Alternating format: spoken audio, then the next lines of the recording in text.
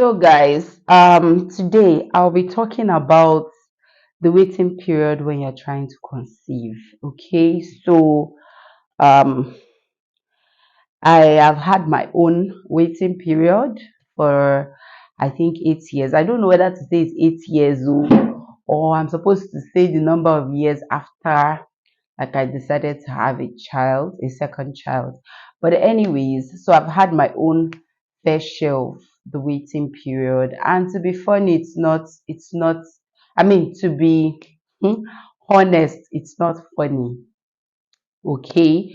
So I'm gonna try to be as honest as possible while doing this video, okay? Because I know for a fact that there are a lot of women out there who are going through, you know, what I went through, and there are actually some women that are going through even worse than I went through. Okay, so I'll just try to share my experiences, my how I took it all in, how I coped, and mhm, how God finally answered my prayers. Okay, so first off, mine was not really primary infertility, or how do they call it when, like, I mean, my first child, I I had him 3 months, like I took in 3 months after my wedding, so like there was no waiting period as such, right? So it was pretty fast. I gave birth to him about a year and a month after my wedding. So everything was pretty okay. And, you know, I cared for him. He was growing up and all that.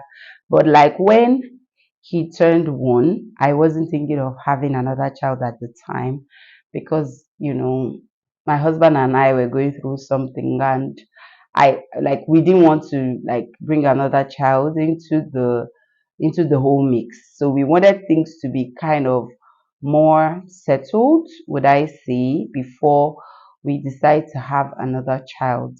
So I think when my son turned two, or would I say when he turned three?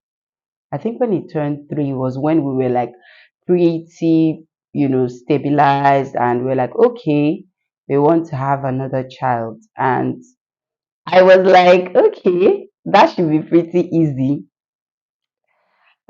You know how they say your ways are not God's ways, or how do they say it? Yes, like man proposes, God disposes, right? So I was like, same way um plan my first. I'll just go ahead and plan. I was really like a planner, agba planner. So I was just like, okay. For the first one, I kind of understood my cycle, and so I understood my cycle very well. In fact, for the first child, I actually did plan to have a boy, because I like male children. I'm sorry, but unique boy's mom. I like male children. Not like I don't like female children as well. I do, but I always wanted to have more male children than female children. Anyways, so um I followed the same pattern. Like, okay, I knew how to calculate my cycle, when to do the do, and all that. So I followed the same thing. And then month one, okay, what's happening?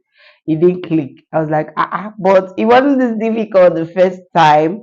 And I was like, okay, maybe this first one I didn't do it well. I didn't calculate it well. Okay, we go again next month.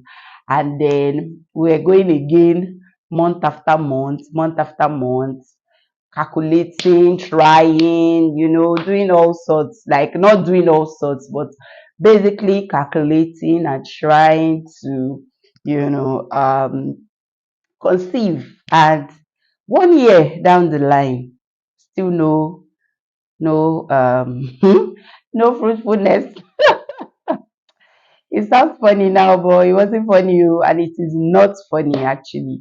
It was difficult. Like I was trying everything I knew.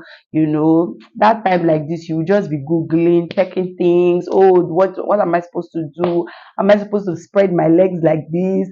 Am I supposed to do? But I was like, I did not do all these ones. So for the first one, they will tell you that, oh, when you just finish having sex, you should, you know. You should stay a while. You should stay a while, and raise your leg up and make sure the thing has entered, the sperm has entered very well. Ah, Jesus. There's nothing I did not try, you ladies and gentlemen. So I tried all sorts, right? And it wasn't working. And I was beginning to get disappointed month after month. And that Mr. Red was beginning to annoy me so much. Like, I was like, what the hell? Why are you coming all the time? Can't you just receive sense and not come? Continue the shoot. Okay, so basically, I was talking about the fact that every month I was basically always upset at, seeing my flow. I would just be angry, like, why is this happening to me? I started doing some research, and for me, I didn't really feel like I needed to go to the hospital to check myself because I was like, I have had a child. So, like, why wouldn't it be possible for me to have another child? And there were no complications with my first. So, if there were some sort of complications, I would have said, okay, maybe there's a problem. But there were no complications. So, I couldn't understand why I was not taking in. So, I was doing a lot of research and I found out that secondary infertility is a thing, right? Where you kind of have a child and then after that child, you do not conceive again for a very long time. And I heard, and not just that I heard or read, but I also know some people who have gone through this secondary infertility thing and, they've had children 15 years apart. Even AY the comedian, his wife had, children 13 years apart, first and second. So I was like, God, could this be my case? Could it be that, I have secondary infertility, or could this be that, I mean, at some point, to be honest with you guys, at some point, I had given up. I just said to myself that what? I have a child at least, you know. But people around me did not understand what was going on, So that's another thing, right? There's there's there's the part where you as the person is dealing with this issue, and there's the part where people around you do not understand what you're dealing with and they just jump into conclusions, they just make assumptions, okay? So it's like I think it's different if you haven't conceived at all, right? Like maybe you don't have a child, right? So people, I think I might be wrong, right? People, you know, are not like, yes, they are attacking you and saying, people are saying all sorts of things, all sorts of, you know, in quotes, things that don't make sense, right? But when you have had a child and then you are unable to have a second child, the story is different because people are not saying that, oh, there could be something wrong, but people are saying things like, oh, she doesn't want to have another child because she doesn't want to spoil her shape. People are very very insensitive. Some people are very insensitive. Like, how do you say somebody doesn't want to have a child because they don't want to lose their shape? How is that even a thing, right? I mean, it is not even your business in the first place. Whether or not this person wants to have a second child, or whether this person wants to have children or not, it is not your business. There's some topics that are off limits. Topics about when are you going to get married, off limits. Topics about you don't have a child, off limits.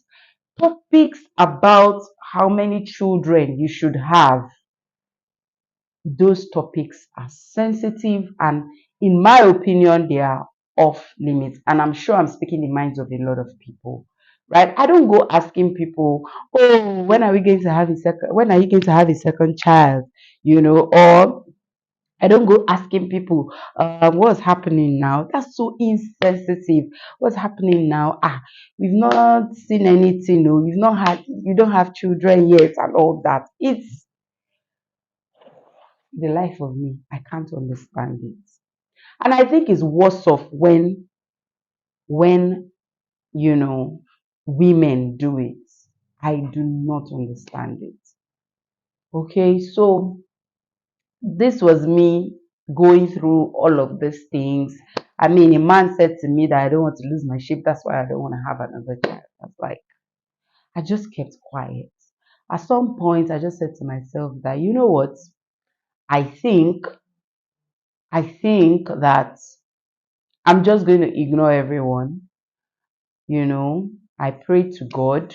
It didn't seem like anything was happening, so I just said, I'm just going to ignore everyone and move on with my life. If it's one child that God has destined for me to have, so be it. I'm going to take care of this one child and give him the best.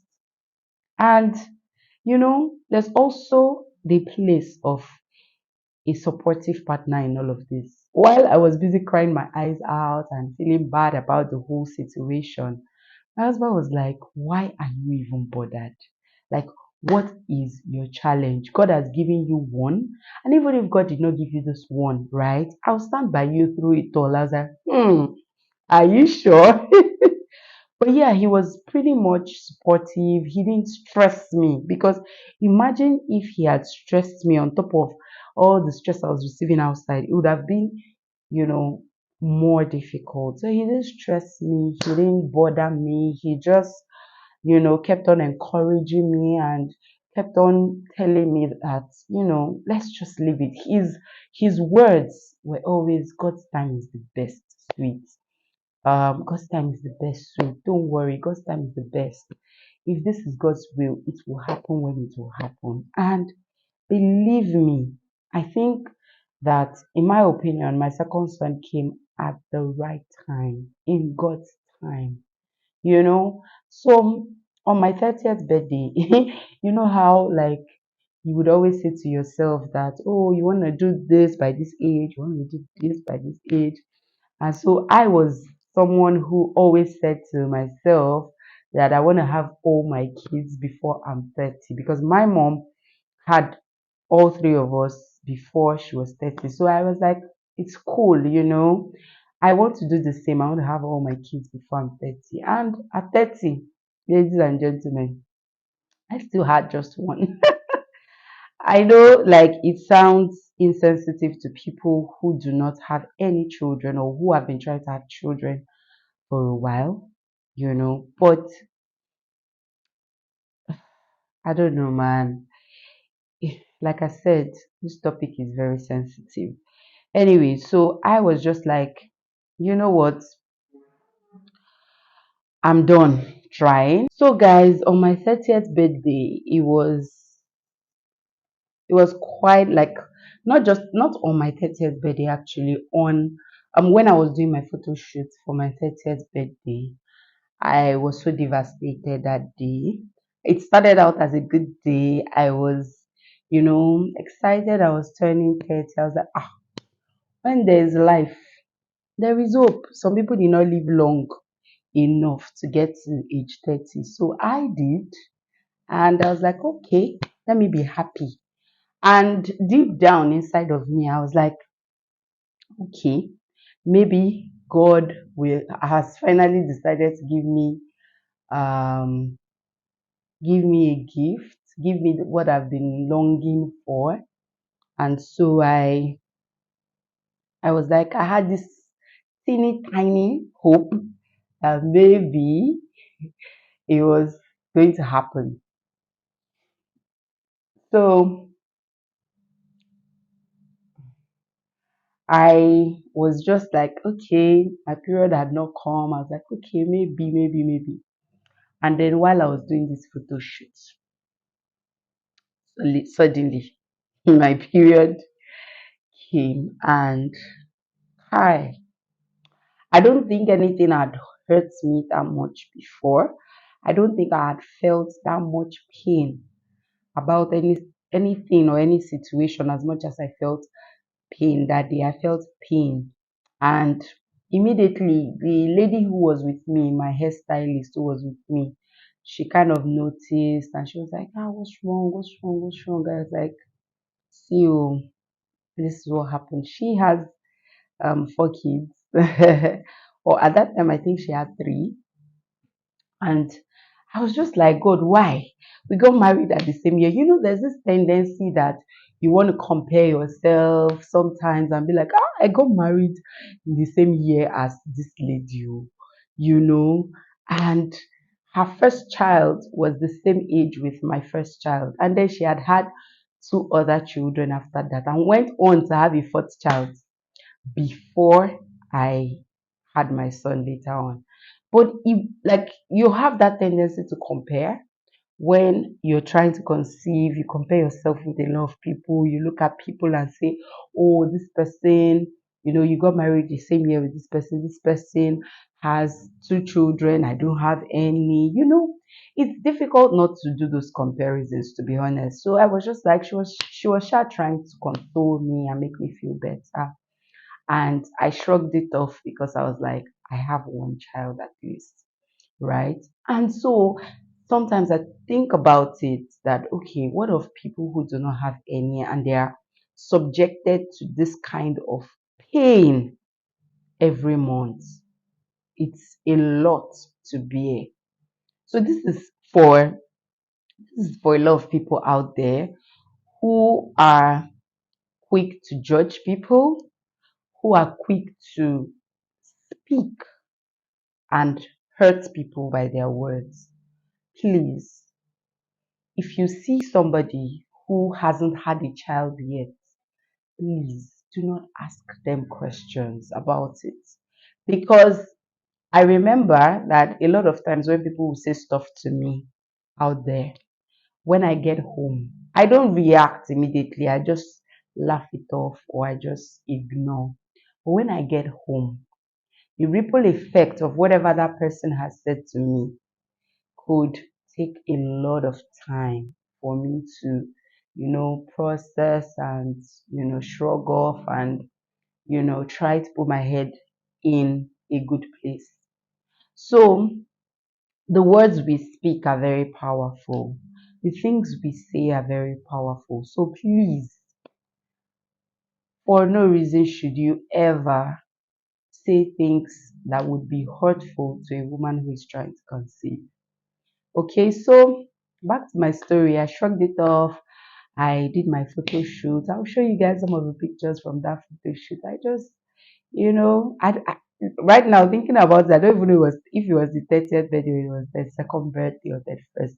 But anyways, I'll put it up, right? But that particular one hit me because I was doing a photo shoot and then a period came and, the whole thing was just, at some point I was like, what's the essence of it? Like, at some point in that, thank God I had done some shoots before, this happened. So at some point I was not really happy. The smile looked fake to me later on. But yeah, people did not understand that behind that smile there was something going on inside of me. So the whole thing went on for years, for years. I think about 5 to 6 years after we decided to like try again for another child. The whole thing went on, I kept on feeling sad every year. And trust me, I had given up, completely given up. I had said, you know what? It's not happening for me. Let me just move on with my life. Let me just do my best to give this child the best. And that explains why the bond between me and my first child is very, very, you know, very, very close. We are very close. It's very close because I I poured out all my energy, all the love I had on him. So, anyways, so that went on, and then for years and years, I tried to put my mind into other things, trying to grow my career, trying to be better, be a better person, a better mother, and all that. And so I had given up, completely given up. And people say that when you take your mind off it, that is very true. When you take your mind off it, when you try, it was difficult to remove my mind from it completely. But at some point I did, right? Because even when you want to remove your mind from it, people will just constantly remind you of the fact that, oh, what are you waiting for? Oh, are you not going to have another child? So people constantly bring it back to you. But I consciously had to, just take my mind off it. So even when you tell me, oh, what are you waiting for? I'll just be like, none of your business. The way I'll give you the glass boost, you said you just shut up. So yeah, I just took my mind off it. And I think it was actually, I actually conceived my second child in my birth month, or yes, my birth month. Both my children were conceived in my birth month, and so that's why they are born in June. Both of them are born in June. So it was actually in my birth month, and um, coincidentally, my birth month is the ninth month of the year, and that's what I always pray about. Like I always say, oh, the ninth month is the month of fruitfulness. I will be fruitful. I always pray that prayer, and I do encourage anybody out there who is believing God for the fruit of the womb to key into the ninth month of the year. Key into it. Believe God, and He will do it for you. He will not fail you. I know it's it probably feels like I'm saying something that is, but trust me, I have been through a similar situation, and I can tell you for a fact that every like September, I just always pray about it, and turns out both my children were conceived in September. So I just, was going about my normal life. In fact, the month I conceived my second son, I actually traveled out of town for work, and I traveled to Abuja, and I wasn't really around that much. But when I came back, stuff happened when I came back, and so I just, that was it basically. And you know how you are so you are so sure that something can never happen for you. And I was just like, it can't happen. I didn't even, I stopped. That's another thing. I stopped checking calendar, guys, because that calendar thing, checking your dates, it can demoralize you. I stopped checking calendar. So I stopped taking track of my cycle. I just stopped because it was frustrating. The whole process was annoying, you know. So I just stopped. So I did not even know. Like when my period would come, I did not know. I would just sit and just be like, okay. So because of that, I didn't really know what of that. I stopped checking my cycle. I did not even know anything that was happening. So if you asked me, oh, when's the next, I would just be like, I don't know, because I wasn't keeping track. And that was also why I did not know that I was pregnant, you know. So how I found out, I went for one of my colleagues' baby's naming ceremony, and I drove actually. I drove all the way to, I think her place was in Agege or so, very far. I drove all the way to that place and drove back, right? So when I actually got to that event, she hugged me and said that, very soon your own would come. And it was her first child, but I think, sometimes people just deduce that, okay, maybe this person is going through stuff. And so she just hugged me and said that, oh, we'll come for you next time. And I just laughed and, moved on. We finished the whole thing. I actually went with my first son. We finished, then I drove back. And when I got home, I was a bit cranky and I was just being funny. Like days even leading up to that day, I was cranky. I was getting upset over the littlest things. My husband and I were just like cold towards each other because I was cold towards him, so he just left me alone. So I was just cold. I was just not myself. And he was just wondering what was wrong with me, but I just ignored. And so when I got home, on my way home, I just said, you know what, let me actually check. Oh. And I tried to do the math based on, okay, the time I felt, oh, this was when my last period was. I tried to do some maths and I saw that the maths was not mathing. Not mathing. So I said, okay, let me just, I didn't buy pregnancy strips because I had, right? Now when you're trying to look for a child, you will buy all those things plenty. I had several ones that I had used. So I had this packet and I had used, I think, four. It was remaining one. I don't know. I don't remember how many used to be in it, but it was sure remaining only one. So I didn't buy. I remember I didn't buy. So um I decided, oh, when I get home, let me just take a pregnancy test. It doesn't hurt because I just felt somehow. When I got home, I took the pregnancy test. Now I wish I recorded the reaction. I took it and I saw two lines. Like, how you don't see, it's not like you're saying one line and you're saying the second faint one. I saw two lines, you know, clear two lines. I was like, this belief, I did not believe it. I was like, the lie. I went to Google. I first of all checked the expiring date of that pregnancy test. I saw that, oh, it's not expired. I went to Google, I checked like what's the percentage of like how accurate is a pregnancy strip, how accurate? 99%. I was like, I didn't know whether to tell my husband at that time. Let me not, you know, build these hopes high. Like, let me not, give him hope and then it's nothing. So I didn't know whether to tell him. But I am somebody that does not know how to hide something from. I don't know how to do it. I don't know how to hide anything from my husband. So I struggled whether to tell him, whether to not tell him. At some point I was like, well, I will tell him. And so he was, saying stuff like, oh, what's wrong with you? You've just been carrying face. I was like, now I know why I've been carrying face. Come, come, come. Now I know why I've been carrying face. I know why I've been, hormonal, behaving one kind. And he was like, what's wrong? Like, I'm pregnant. He's like, hmm, are you sure? I was like, yeah, I am. You want to see? Like, see.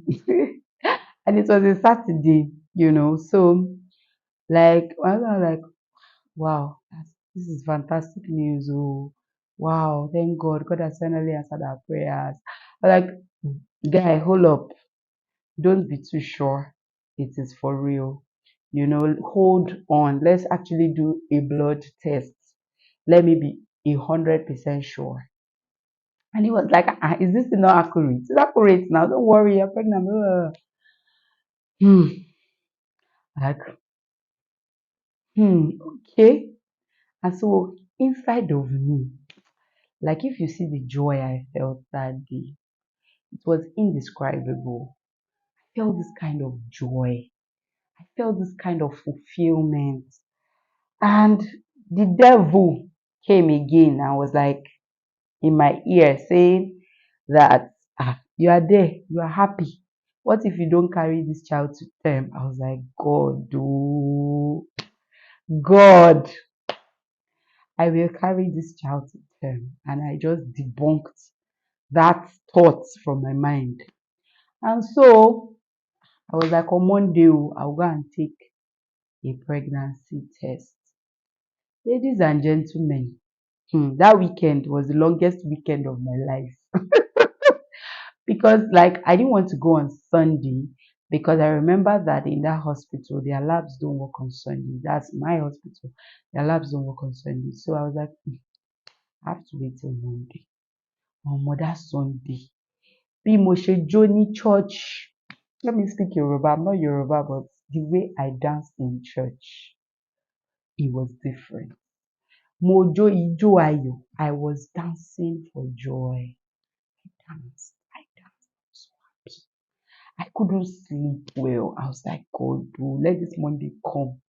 On Monday is work now. Serious day at work. I had to tell my people at work that I'm going to come to work late because I like Kenny. I will wake up with those people in the hospital. Omo, I say waiting, I dey go hospital early momo. I went to the hospital. I drove myself to the hospital, and my husband was just there checking up on me. He had to go to work earlier, so he was just like, "What's up, sweet? Where are you?" I was like, "I'm at the hospital." And I went to the hospital, did the test, did the blood test, and the doctor that was attended to me when my test was done, the doctor that attended to me was like, "Oh, madam, your blood test came out positive for pregnancy. Congratulations." Omo, I was like, "Doctor, wait, you did not announce that thing very well to me." I'm very dramatic. Oh. I was like, "Guy, you did not announce this thing well to me. I think you need to re-announce it to me properly in a more grateful manner to God for my life." And he was like, why? I was like, "Check my records.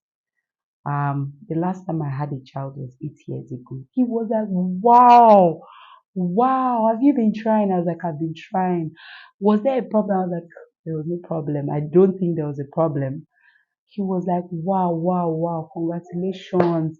I'm sorry I didn't announce this thing in a way that, it would, depict how you were feeling. But, he now re-announced it in a way that I like. I was like, "Thank you so much. You are a bearer of good news. This is the best news ever." I don't think I felt this way, even with my child, my first child. And I think that sometimes we can't be ungrateful for the little things. There are some women out there that are so fertile that, they give birth so easily, they get pregnant so easily, give birth so easily. I don't think they understand the importance, or the not the importance, they don't understand how deep it is for a lot of other women, how crucial, or you know how much they have it easy, how, like, I'm trying to think of the word to express what I'm trying to say. Basically how lucky or fortunate they are to experience something like this so easy. Because for me, the first one, I was just like, "Oh yeah, I'm pregnant." But this second one made me understand that, ah, you have to be grateful for the little things. You think they are little, but they mean so much to another person. I was so, so, so grateful. I was so happy. I was like, my mood, how your mood just changes, like how your life just changes the twinkle of an eye. That was how my life changed. I was so happy. I was so happy. And we didn't tell anybody. I think the only person we told immediately was my mom, because my husband was like, "I am not taking chances. You have to stop doing this. You have to stop," because with my first child, I almost had a miscarriage because I was forming. I'm energetic, and I was doing a lot of things I shouldn't have been doing when I was pregnant. So at some point, the doctor had to tell me to stop. So my husband was like, "This one, we are not taking any chances." Immediately called my mom. My mom was like, "Eh?" My mom, we don't. My mom that has been praying.